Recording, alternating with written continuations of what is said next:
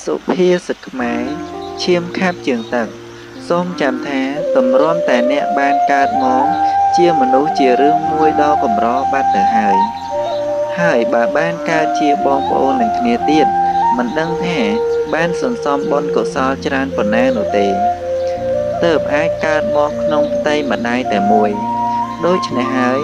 ត្រូវចេះស្រឡាញ់គ្នាមើលថែគ្នានិងជួយយកអាសាគ្នាទៅវិញទៅមក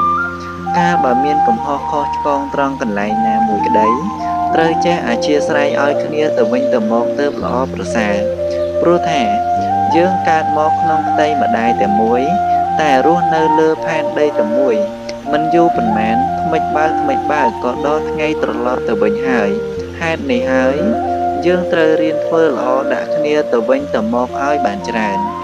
ទើបជារឿងដែលគួរគប្បីប្រសើរ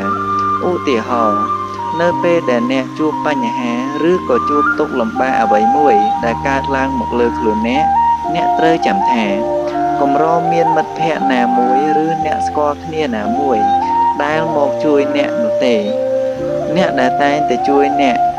នៅពេលដែលអ្នកជួបទុក្ខលំបាកនោះគឺមានតែឪពុកម្ដាយបងប្អូនអ្នកទេដែលតែងតែជួយអ្នកនោះទោះថាពេលខ្លះបងប្អូនតែងតែមានការទាស់ទែងគ្នាក្តី